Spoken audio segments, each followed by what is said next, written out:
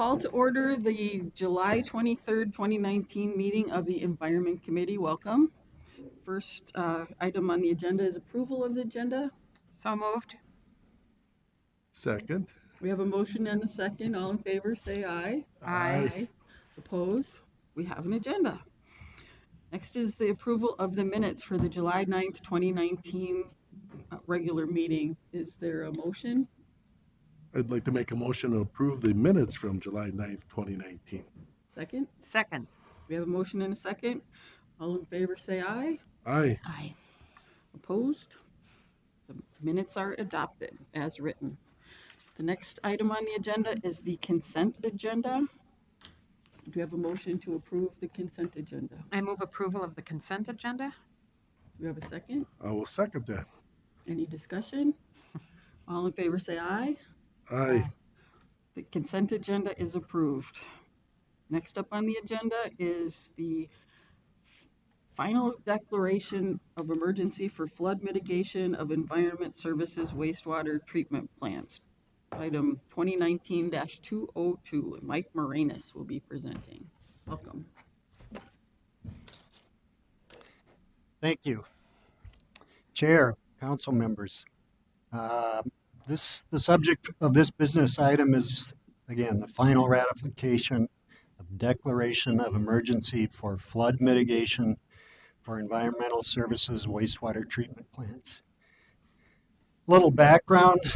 After a winter of heavy snow in much of Minnesota and quickly warming spring temperatures created high runoff to Minnesota rivers, resulting in flood conditions that affected our MCS facilities.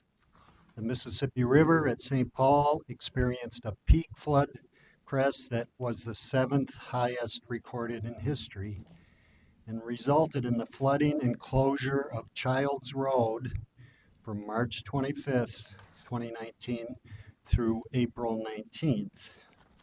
It's a total of 25 days. Childs Road is the access road to the Metro Wastewater Treatment Plant. To facilitate continuous access to the Metro plant, during this time, a temporary access road was constructed between Warner Road and the MCES double barrel interceptor to provide a one-way vehicle access. Security services were procured from the city of St. Paul to supervise traffic control to and from Warner Road and the Metro plant. I was originally before you on March 19th with an emergency declaration that was adopted in the estimated amount of $125,000 as business item 2019-67. It was for the cost of maintaining the temporary access road and for providing security services. The cost of maintaining the temporary access road and for providing security services exceeded the original estimate due to a longer than expected closure of Childs Road due to the flooding. In addition, due to a change in the city of St. Paul's policy for contracting police service directly from the city, the price of the service was at a higher rate than originally estimated.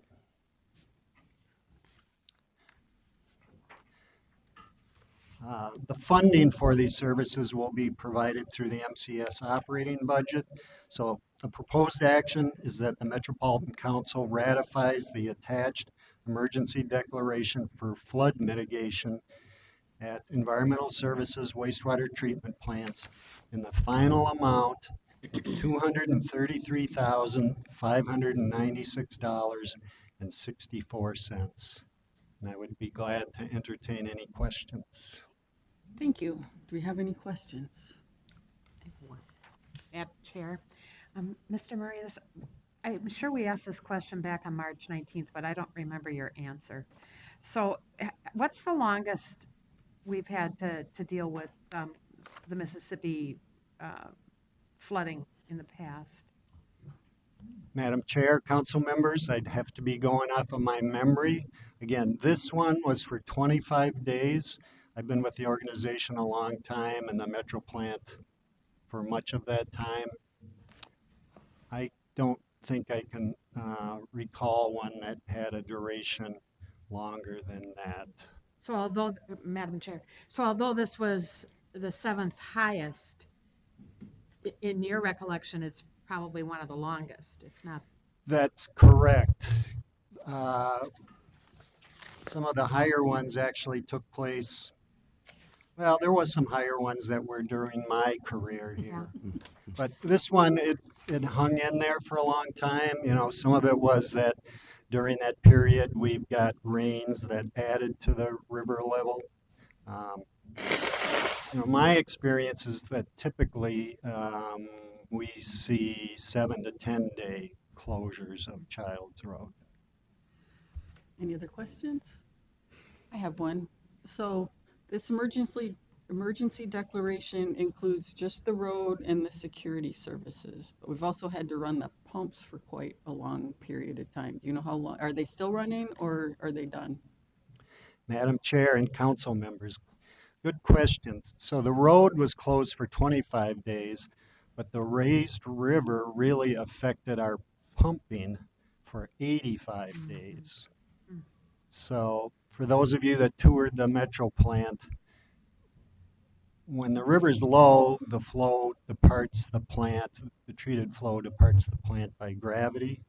When the river's high, we have large pumps that we engage to pump to the raised river level.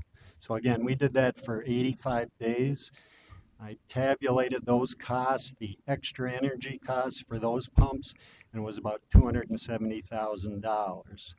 Now that's becomes part of our Excel energy bill. So we didn't need a special procurement vehicle to pay that extra amount. We're well aware of the cost of that, but the emergency declaration was really about procurement vehicles in a timely manner. So the construction of the road and then the procurement of the security services.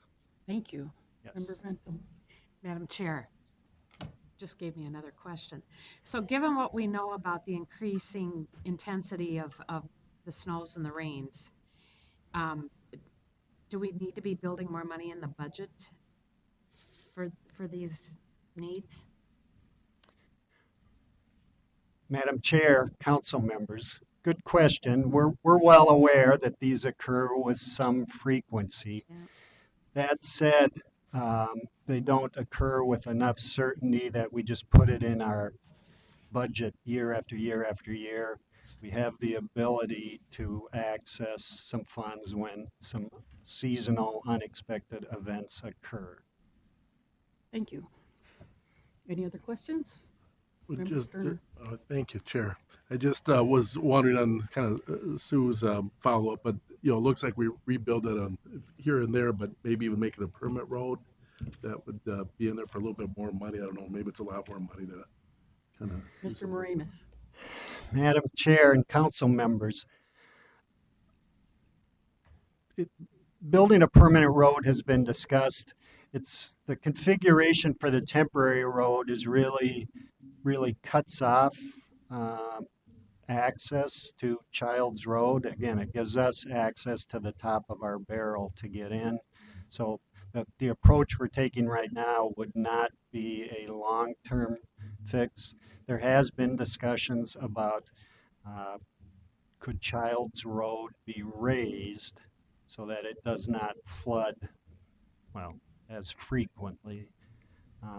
That said, it's a city of St. Paul road, and there's a lot of other businesses along that road, so it's a complicated topic, but one that's been thought about many times.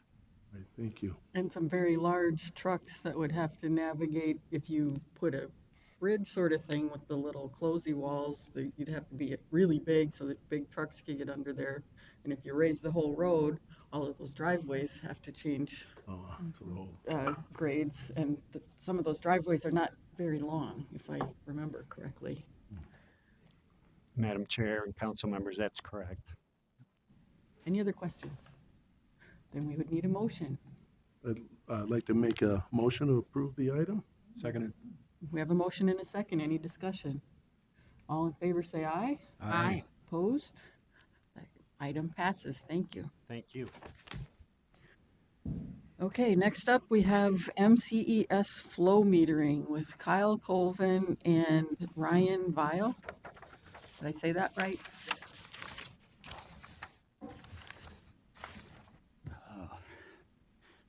Good afternoon, Madam Chair and members of the committee. First informational item today is to provide an overview of the council's regional flow metering system. As mentioned, my name is Kyle Colvin. I'm the manager of the Engineering Programs Group, and Engineering Programs is responsible for determining the municipal flow allocations for the 110 communities that are served by the Regional Wastewater Service. And it's the regional metering system that forms the basis of that flow allocation process. Also here today, as indicated, is Ryan Vile. He is the assistant manager of the Metering and Alarms Group, which falls under the Interceptor Services business unit. His group is responsible for managing the oversight of the metering system. This presentation will provide a general overview of the regional metering system and ways that data is collected by the system and how it is used. We'll show some specific examples of the types of meters that the council uses and how they are managed, and then we'll also provide some specific examples on how the data has assisted local communities in identifying sources of inflow within the local collection systems. Madam Chair, committee members, as Kyle said, my name is Ryan Vile in the Metering and Alarm Group, which is a part of the Interceptor System Business Unit, Services Business Unit. And when talking about the meter system, I find it helpful to do a quick overview of the Interceptor system itself. So here is a picture of the 1934 construction of a large tunnel in Minneapolis. It's a good illustration of MCS interceptor system, which some pipes date back to 1886, and they range in size from 6 inches to 14 feet in diameter. I'm sure you've seen maps similar to this one. It's maybe a little difficult to read, but it gives a good overview of the interceptor system itself, taking wastewater from 110 communities in a 7-county area and transporting it to one of 9 treatment plants. Interesting factoid maybe you heard is that it serves nearly half of the state's population. And it consists of 610 miles of interceptor pipe, 60 lift stations, 224 flow meters, 20 rain gauges, as well as several other miscellaneous facilities. Over 300 sites can be monitored remotely by the Metering and Alarm Group located at the Regional Maintenance Facility in Egan. Their operator is staffed 24/7, monitoring the alarms and responding accordingly, as well as they're able to touch many of the sites and operate gates or pumps as needed. Oops, now I did it. Here's an example of a lift station screen. Our lift stations range in size from a 2-pump station pumping 20,000 gallons a day to a 6-pump station pumping 20 million gallons a day. And as I said, the metering alarm operators can turn on pumps and generators and monitor flows at each lift station. So the question comes up, why does the council meter to the extent that it does? The council's metering system is one of the most extensive and complex metering systems in the country, and quite honestly is the envy of many similar wastewater service providers around the country. Many have actually come to the council and taken tours of our system, and a few of those have been representatives from outside of the country. I know from my memory, I remember we had groups from Canada and India actually ask a lot of questions about our system and go out in the field and inspect those. The metering system provides the data, as I indicated, to allocate regional flow to all but 14 of the communities that are connected to the system. So 14 of the 110 communities are estimated because their community size is so small and the flow that they generate is so small, there's no good, accurate, dependable way to measure their flows. So we use various methods of estimating that flow, and I think I made a presentation on the flow allocation here to the committee a while back. It's important to note that the flow from those 14 communities only represents 1% of the total regional flow that we allocate through the metering systems. So it's fairly insignificant. We also use the data from the meters to report our compliance with our wastewater treatment plant permits. The peak flow data that we get from our metering system is used to identify areas of excess flow coming from the community and communicate that to those communities in support of the regional I&I program. The metering data is also used to monitor and evaluate system performance, particularly during normal conditions where we can evaluate what the level of system capacity utilization is so that we can identify systems where additional capacity needs to be made, and that supports our capital program. And as I indicated earlier, the data from the metering system can also be used to identify either communities in whole or specific areas in a community whose flow appears to reflect sources of I&I, and I'll give some specific instances where using data, we contacted communities to help them find these sources of extraneous flows coming into the system. As I stated again, the data collected through the metering system assists in the allocation of regional flow and costs to the community. In 2019, the municipal wastewater charges reflected 77% of the total revenue sources for ES. So it's very instrumental in allocating those costs to the communities. And again, it's also important to note that 99% of that revenue source is allocated using meter data. Here's an example of a meter site in Apple Valley. It's easily distinguishable. When you see that green cabinet, you'll see them all around town. I bore my wife and kids to tears pointing out all the meter sites here and there. Here's a close-up of what we call a PLC cabinet, a programmable logic controller.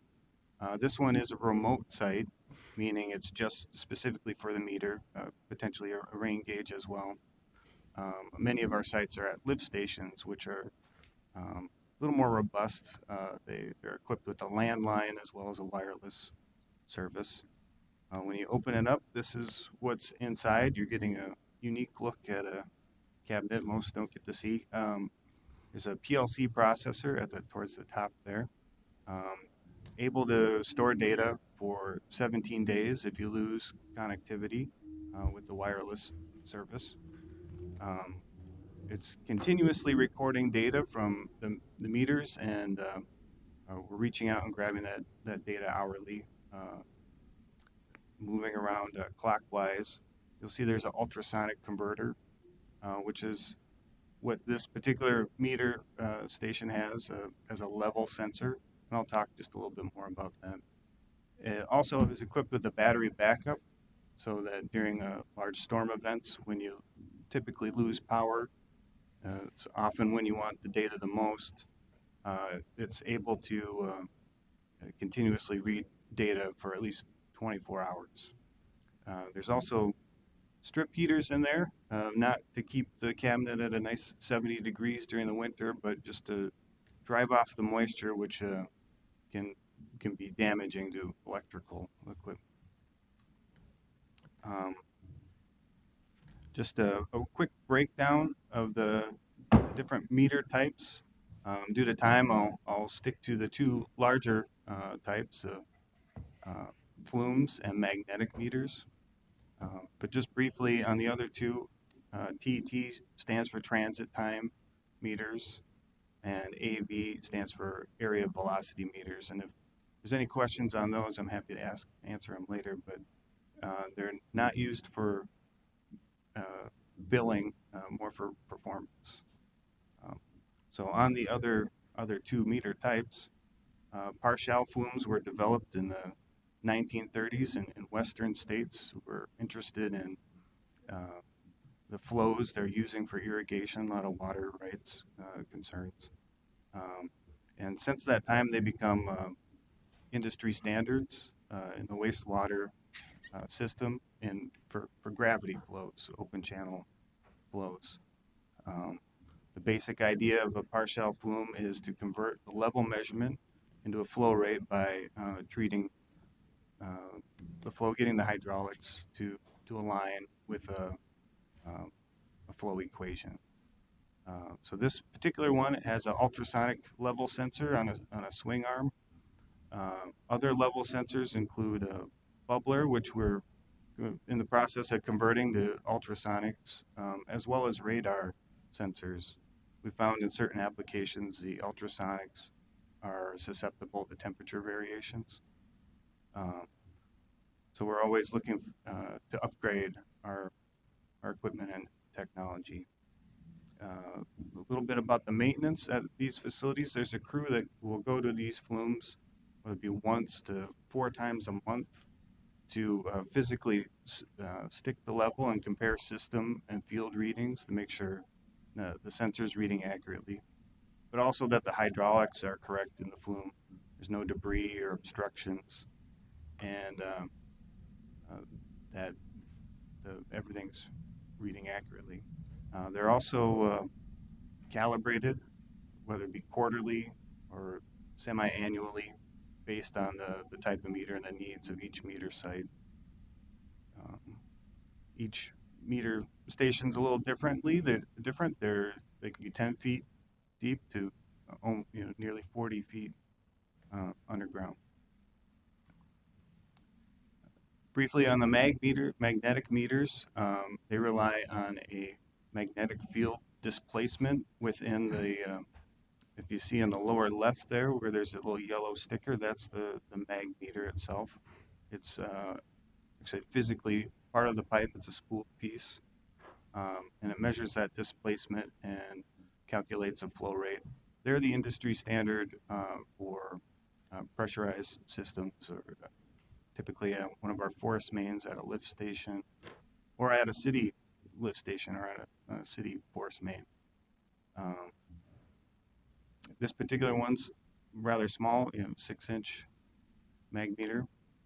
Here's another mag meter site that's quite a bit different, not strictly a magnetic meter vault itself. This one is Minneapolis East interceptors, about 90 feet deep, located right next to St. Paul Town and Country Club. So you could be playing golf and not even know this is just about underneath your feet. Just eyeballing it, about half the size of a football field. And like I say, not strictly a magnetic meter site. There are 2 36-inch mag meters located here. And here's a close-up. So I'm hoping you're able to see, get the gist of this graph here on the screen, but myself and a data analyst review the data on a daily basis to ensure each meter is not only operational but reading accurately. I like to say each meter has its own personality. This particular one is low during the weekdays, high on the weekends. If this was live, you could scroll over each little X, and it would give you the date, the time, the field and system readings, and the crew number. If you had any questions, you could contact them. And just allows you to kind of track the maintenance along with the data.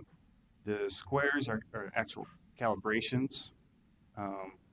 And you can see as we enter into the spring months, there's a large increase in flow in the daily totals. And that's actual data response to the spring melt. And then there's 3 subsequent peaks. These were particularly large rain events in 2014. and each meter again is different. They all react differently to wet weather. This one's reacted pretty significantly.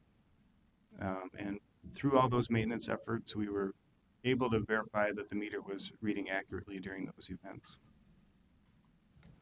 Here's an example of a different meter now, where we have both blue and green lines, the green being corrected data and the blue being raw data. And here through our maintenance visits, we identified artificially high readings that we then corrected so that the city was not billed for, again, artificially high flows. And this image is in Maplewood, downstream of a milk processing plant. This is spoiled milk debris, just to illustrate that despite our best preventative maintenance efforts, that there are still issues beyond our control in the interceptor system. So you can imagine what this one's like to clean up. Strikes fear even in the hearts of the most grizzled veteran in a sewer system. And in this particular site, we worked with both the industrial waste and the business to help address the issue. So, as I indicated, in addition to using the meter data for billing purposes, we do routinely use the data to troubleshoot events that are going on in the local collection systems.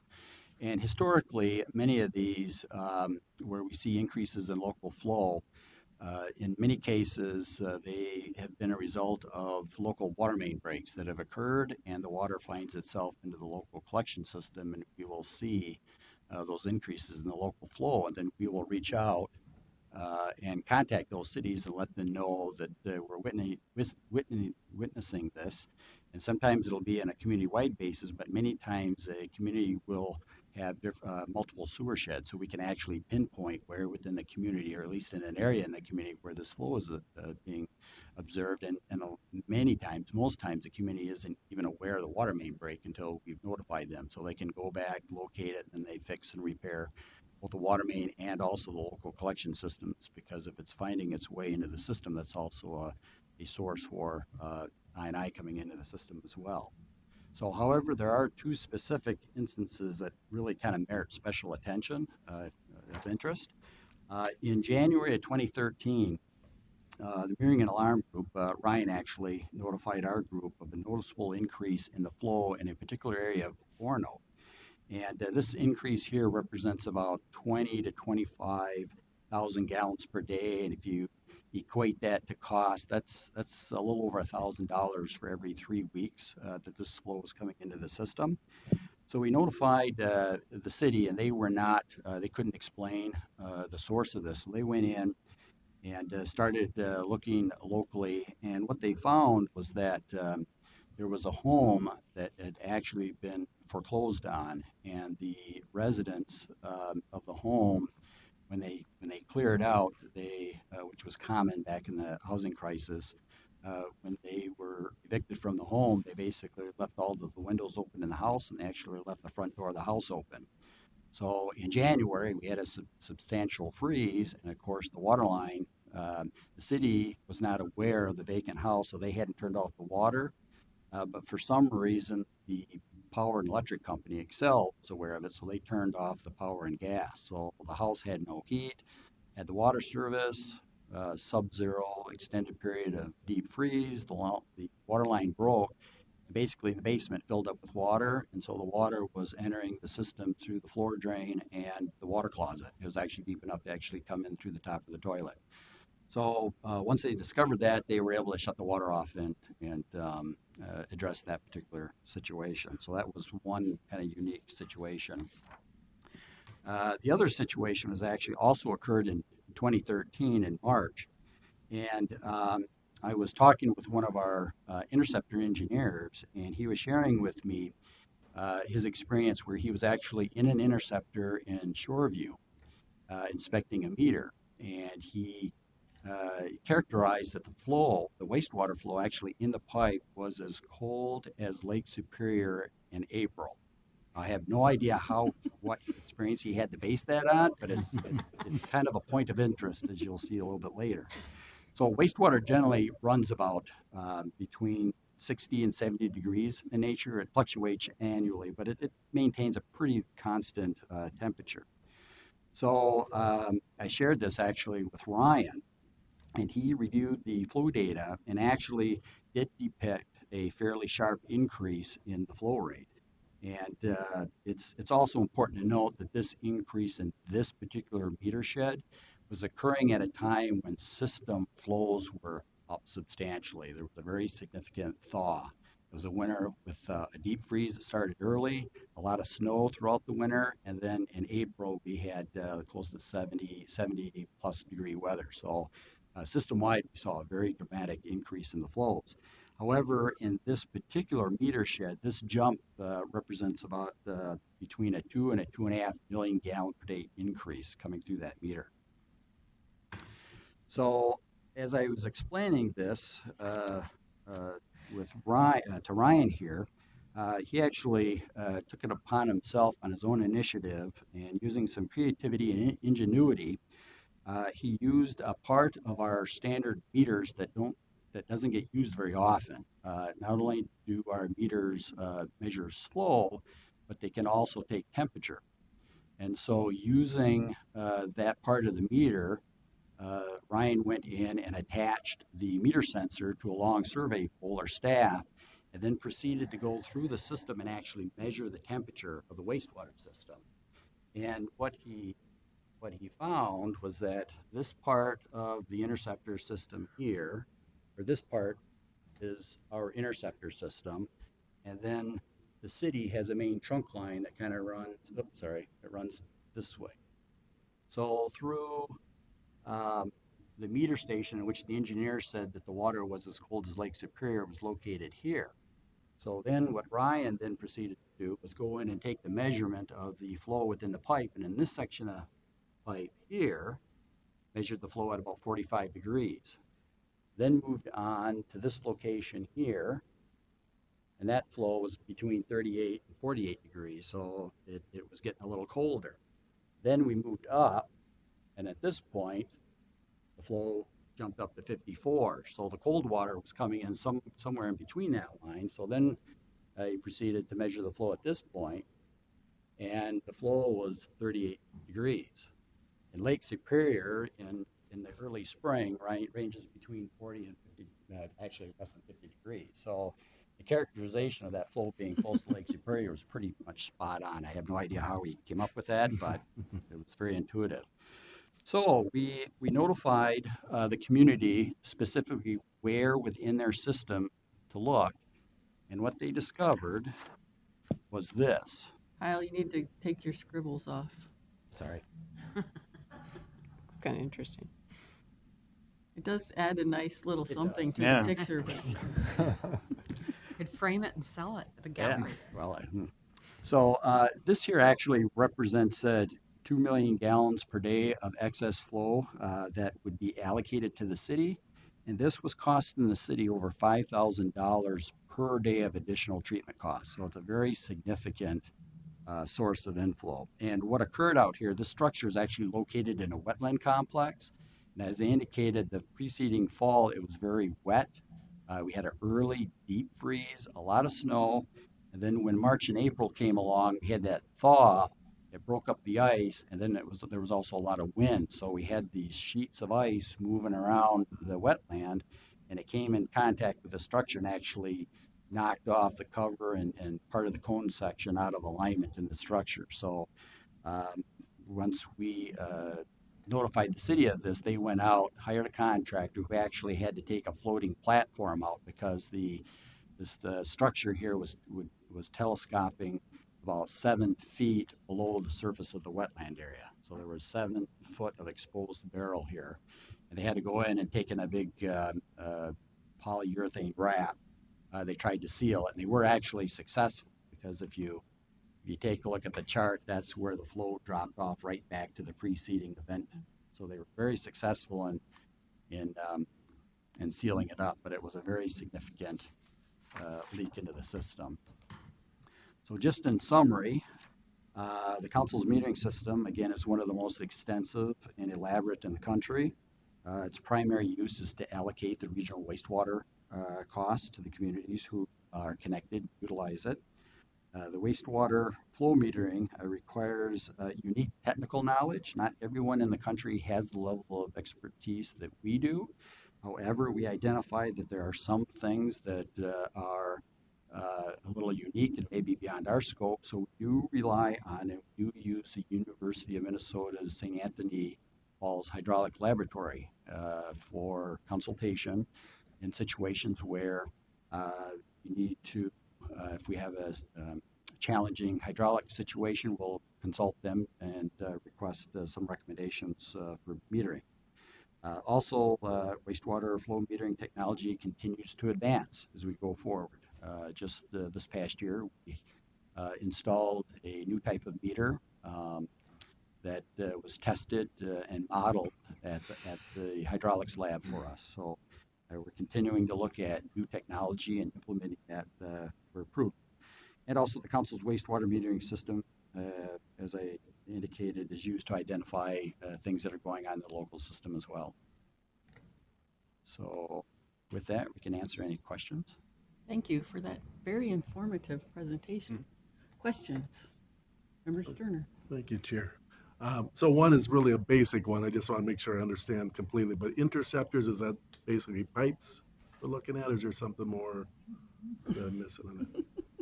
Mr. Madam Vile. Chair, committee members, yes, interceptor is a large pipe. Yep. Piping from the 6 inches to the 14 feet, basically. Yes, and when I first started, I didn't entirely understand what an interceptor was either, but I was told that I don't know exactly the time frame, but pipes used to just lead to the river. So the interceptors then, when they were installed, they collected that sewage and intercepted it from going to the river, Right. and then brought it to a treatment plant. Well, good. That's a good way to go. And then just my other thing was just on the revenue sources. I know 77% of it comes from municipal wastewater charges, but could you go over the other three sources of revenue just briefly? Sure thing. Yeah, there are multiple sources. Obviously, 3/4 is coming from the municipal wastewater charges that we allocate to communities, and then we have. Look at the slide. I can't. Then we have some sources from industrial waste charges. That's 4%. And then also 15% comes from our SAC, so the collection of SAC. That most of that gets applied, all of that gets applied to retiring the debt service that was incurred when parts of the system was built. And then there's 4% there that I think represents some grant monies that we get from the state, also some interest and other things. That's kind of unassociated with the NWC. Right, thank you. Member Zarin. Yes. First of all, good job. Kudos to being able to use the instruments in a way to be able to track down a problem and fix that problem within a timely manner. That's important. But I have a question to take to the next step forward. Is there any other creative ideas that you've put forward that might be useful in finding more I&I that we can then turn around and mitigate that infiltration? Madam Chair, Council Member Zan. Yeah, the council does have its regional I&I program, and using the metering system, we can identify peak flows within the system, within the regional system. And as I indicated, some communities, for instance, Maplewood is a good example. They have multiple meters that measure flow coming from areas of the community, and then we can identify particularly during wet weather events when these peak flows occur. And then again, we can notify communities of those instances depending on the level of the excess flow or the peak. Um, they may have a work plan that gets assigned to them, which basically allows them to go in, identify where these sources are coming from, and then take credit for those activities and the costs associated with those activities to offset the assignment of work plan. So it's the information and notification that we give communities is kind of the first step for them to go out and try to locate where this is coming from, where these sources are coming from. And one of the things that we did once we started the I&I program is the council stepped up its own televising program to check the condition of our pipes because we wanted to make sure that we weren't the I&I problem. And we did find some spots that needed fixing, and we continue to have issues where things need fixing. And communities also televise their own pipes, and some of them do smoke testing too to get at cracks in the service laterals from people's houses, because those are usually too small to send a camera through.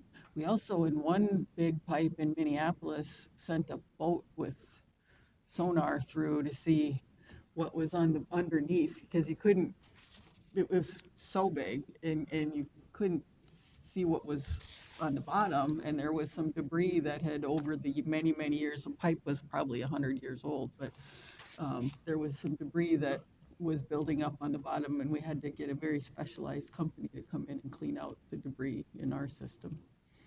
Did you have other questions? Well, I was just also wondering, then, and I think you kind of answered it, and is are the cities then receptive, and do they have any of their own programs where they're taking a look at I&I and trying to keep certain things out of the interceptor? Who wants to take that one? I mean, and it's kind of a broad question, Yeah. but I find it interesting that, if you want to keep waste out or keep bad things out of if you want to take bad things out of the wastewater system, you should really keep it out to begin with. And what role does the city play in taking a look at keeping things out, like water infiltration onto the system? I guess it's kind of a broad question, but When cities are doing a lot of the same work that we are, trying to educate people, don't flush the flushable wipes, and working with businesses, restaurants have to have grease disposal and not put it down the drains in Rosemont, or yeah, in Empire. They're right by the Empire plant. There's a dairy, and instead of putting their waste down the drain, they're putting it in a big container so that it can be slowly metered in with the waste, so you get a predictable waste stream instead of fluctuations in the waste. So, I mean, partnership wherever we can do them, we're doing, and the cities have been pretty responsive to that. Did you have anything else to add, Mr. Kyle or Mr. Colvin? Yeah, thanks, Madam Chair. Just one example, the City of West St. Paul actually has been engaged in local I&I mitigation efforts now for a number of years, and they, in response to some storm events back in 2014 and before that, had some very significant issues with excess flow coming into the system in response to wet weather, to the point where in 2014, they actually were backing up homes in an adjacent community. And so, and during that event, because of that, they actually they purposely diverted the flow into a nearby creek, and the untreated sewage found its way into the Mississippi River. So they started back before 2014, going through a metering program, deploying multiple meters within the community, and then identifying the areas that were more problematic, and then taking a focused approach to attack those areas first. So they've been engaged for a number of years, as well as other communities. And Old Gold Valley was another one that really took on I&I mitigation head on back when the regional I&I program first started in 2007. And there's different approaches. The chair is correct. Many communities, such as Minneapolis, have used smoke testing. They throw smoke bombs into the sanitary system, and you can see where the smoke comes up. If it's coming up through cracks in the pavement, you know that water is finding its way into the sewer system through those openings. Or you can also take a look and see if the smoke is coming out of the vent stacks of homes. That means that there's a cross connection there. And so there's a lot of different tools that communities and efforts and activities that the local communities have been really using in the last decade to try and mitigate the excess sources of I&I, because excess I&I takes up capacity in the system for growth. And so if it's taking up that capacity, there's no capacity left for redevelopment or development of the system. So they recognize that it is valuable to try and eliminate those sources before they get into the system, as you pointed out. And conditions can vary dramatically from community to community. Some have great soils for pipes where the pipes last for a long time. Some have bad soils where the pipes are being bent around and broken. And depending on the age of the infrastructure as well, there's certain times in construction periods when the materials just haven't held up like people thought they were going to. And if you happen to be in one of those, you got to fix it. Any other questions? Member Sterner. Thank you, Chair. I just had a couple of questions revolving around the meter types, where you have the 4 types and, I guess how they're determined, which ones were used, were some experimental, when you change them and what application. And then just a little bit more where you noticed, where their flow was higher than you adjusted it. How often does that happen? And was that a meter failure that you replace a meter and then it doesn't happen again? Or is that something you need to do on a regular basis? And then so how did you know it was not given the correct reading when you did that? Sure. Madam Chair, committee members, as far as the meter types, the 2 lesser used meter types, I guess I'd say, the transit time meters actually clamp on the outside of the pipe, and they're very particular in the manner in which they're installed and the type of system you can install them. We've found they are somewhat problematic, except for a few sites. So we don't typically use those for billing. Then as far as the area velocity meters, those are relatively newly installed. It's in collaboration with the City of St. Paul. They're all sub-meter sheds within the City of St. Paul, looking for I&I, just working with the city to because as it stands, all the permanent meters are on the outside edge of the community, and then we have the meters at the Metro plant. So we didn't have any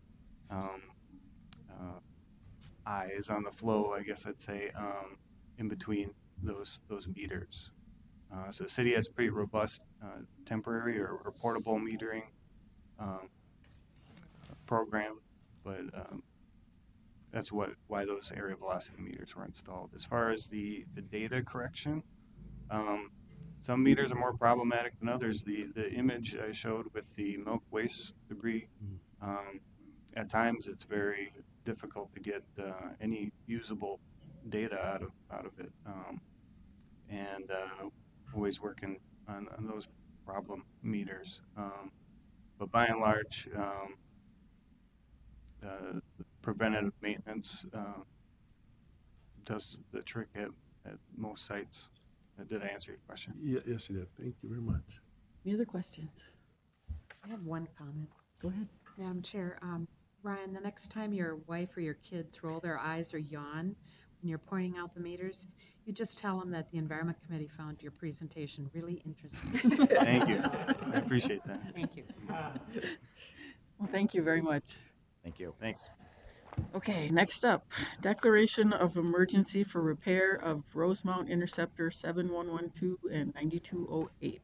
Adam Gordon. Thank you, Madam Chair and council members. So I'm representing here today presenting this information item to report back to the committee to address the findings and the conclusions of the failed 9208 interceptor pipe in Rosemont.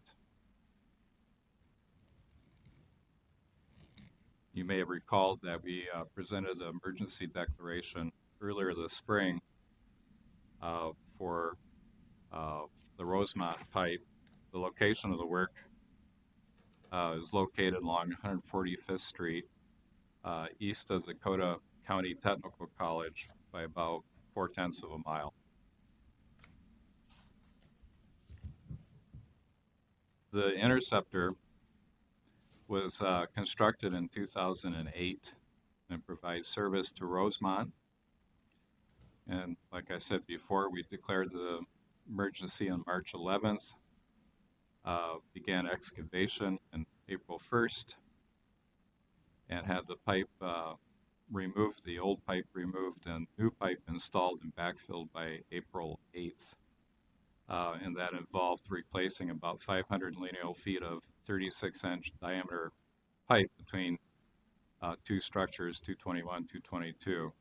And if you can note in the picture here, that was the what alerted us is the routine CCTV that we conducted, and you can see the obvious ovality or sort of flattening of the circular pipe. And it's out of round, so that alerted us that we had a problem.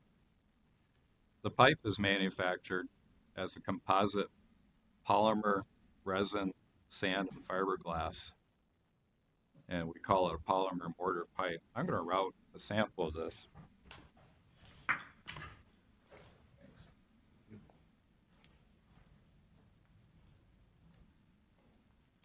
As you can see, it's a rather stout pipe. Oh, yeah.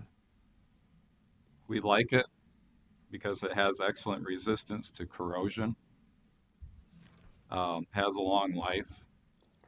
Resin pipes have been used since the 1940s in Europe, and under a lot of corrosion situations, and they've held up very well. And believe it or not, as stout as that piece of sample is, it's a flexible pipe design.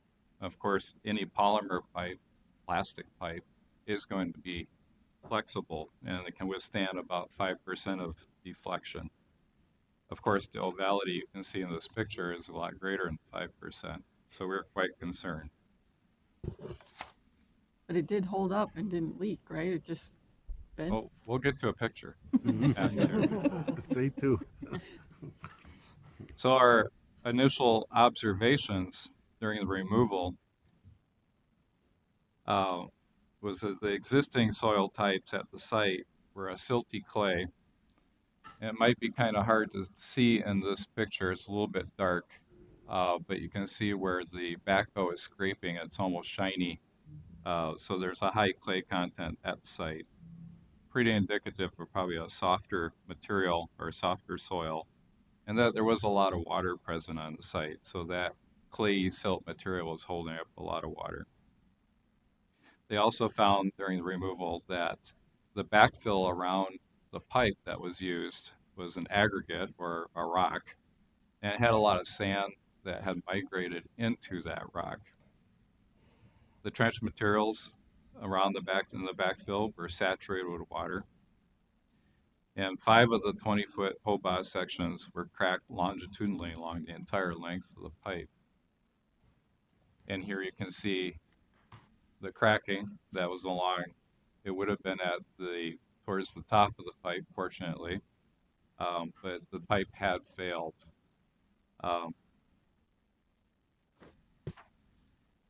And that is consistent with an over-deflected pipe.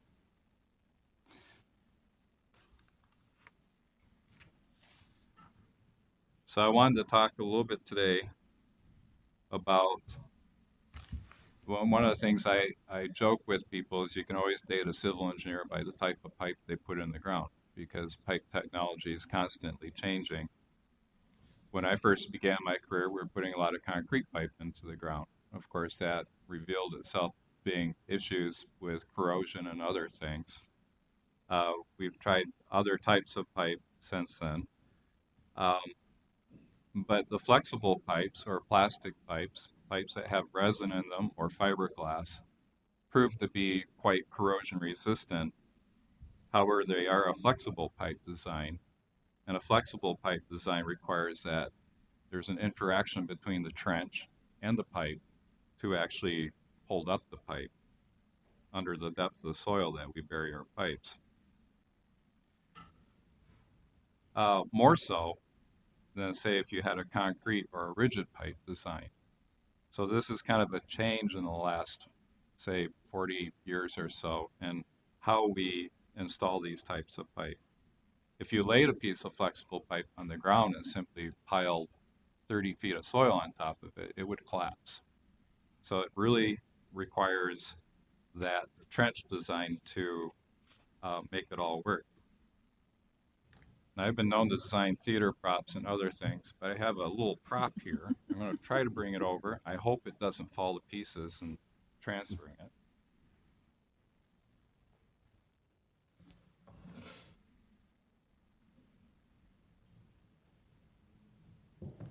I constructed this in my shop recently, and unfortunately, all the moisture from the last rains have made all my wood go in different directions. But you can visualize this as being a pipe that's in a bottom trench. And the trench materials that we put around the pipe help the pipe because what you're doing is you're creating support between both the bottom of the trench, the bottom of the pipe, the sides of the trench, and the sides of the pipe. If there's anything that would fail and say you had material that was leaving or sloughing off from the pipe trench sides or the native materials into the rock backfill around the trench, you would have a pipe, you lose the forces on the side of the pipe, and essentially the pipe would go over or could even collapse. I don't know if you can see that where you're sitting. So it really requires this soil pipe interaction with the trench to hold it up. And the three issues we noticed is the sand migration into the backfill, as well as the wet conditions that we discovered around the trench probably had something to play with while they were actually installing the pipe back in 2008. And inadequate pipe bedding surrounding the pipe can lead to this failure. So the replacement pipe, we constructed a trench dewatering system to really make sure that the trench is dry. And you can see in this picture that the workers are having no problem in being able to install the new pipe. They excavated well below the pipe to install new foundation materials, and they placed crushed limestone and geotextile fabric continuously around the entire pipe. Now, you might be familiar with geotextile fabric if many people who are gardening or have retaining walls in their yards. Of geotextile fabric is a woven material that's made usually from plastic fibers, and it makes sure that any fines or sands that you have one side don't migrate to the other side. So if you have say a boulder retaining wall, you can have a sand backfill, but as long as you've put geotextile material behind it, those materials won't migrate. Surrounding the entire pipe in crushed rock and geotextile fabric will evenly distribute the loads around the pipe and the pipe zone. And that's a much better trench pipe installation design for situations where you have soft soils, like what we observed at the site. And one of the things I wanted to note was that this particular pipeline was one of the first times we used this type of pipe. It wasn't the first time, but one of the one of the first times that we've used an open excavation. Now, as stout as that sample I just routed around might have given them a little bit of confidence that it wouldn't behave this way, wouldn't be that flexible. And the lack of the engineering experience and this poor construction practice likely led to the failure of this pipe. Since then, when we are in materials like this, soft soils, we always do wrap completely around the pipe with geotextile fabric and aggregate. We affectionately call that the burrito wrap. And it's in our specifications. And while we have some other deflected pipes in the metro area, luckily we managed to stave this one off before anything serious happened. And we continued to work with this pipe to ensure that it's installed correctly. Members Aaron. Mr. Gordon, thank you for coming back and giving us the rundown on why this failed. It's helpful having your prop that you brought in. I could totally understand where you're coming from with this. You know, from my perspective, we're going to have failures. You know, things are going to fail. Where we really need to be concerned is if we don't learn from those failures. And it really sounds like that we are learning from the past practices and going forward. And I enjoy learning about the engineering changes. And I just wanted to thank you for coming back and giving the information to the council. Yes, thank you. Thank you, Madam Chair. Any other questions? Member Sterner? Oh, thank you, Jared. I just was going to just ask, so looks like this is kind of like best practices, but do you still see concrete piping in use in the future in certain applications versus this, or is this like the new way for 100% of the end receptors?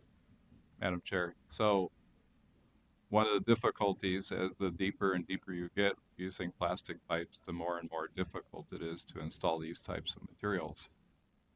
I would never say never for concrete pipe, but I believe that we have to take other considerations like corrosion and other things. We might actually install a liner right away if it was going to be exposed to corrosive materials. And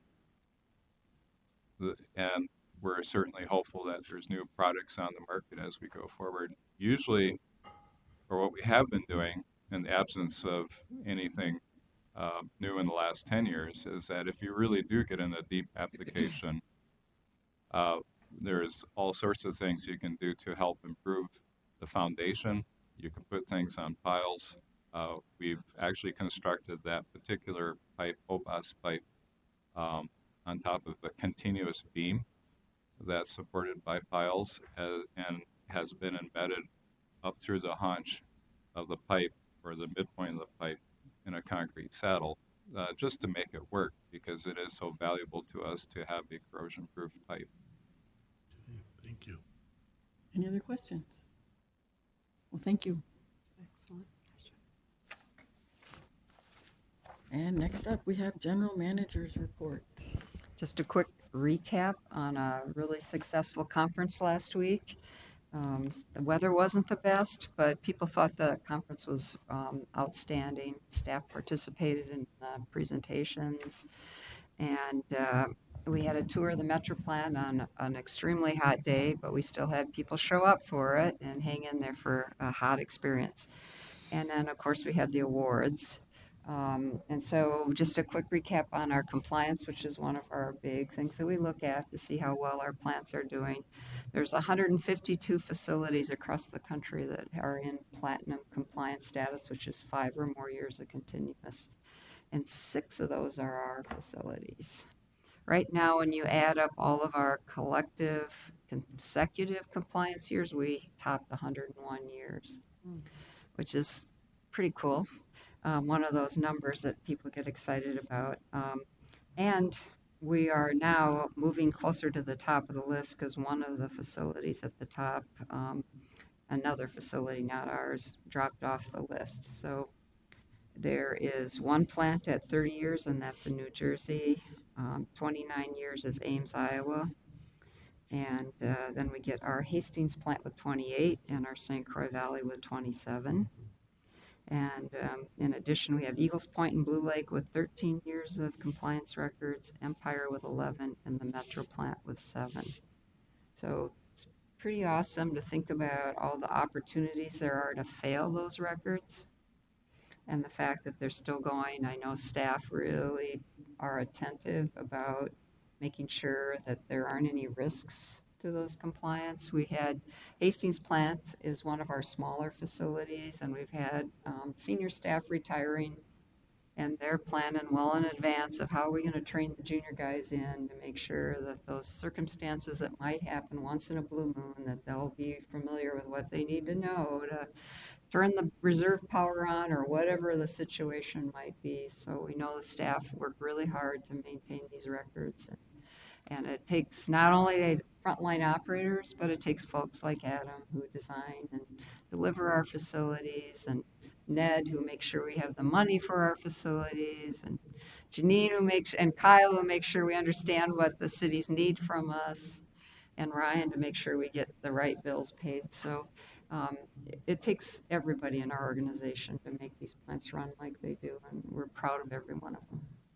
So Hastings is now the 3rd best in Yes. the country. So is Eagles Point the 4th best, or are there other plants that are tied with that? So at the 28-year level, there's 2 other facilities. So that drops St. Croix down.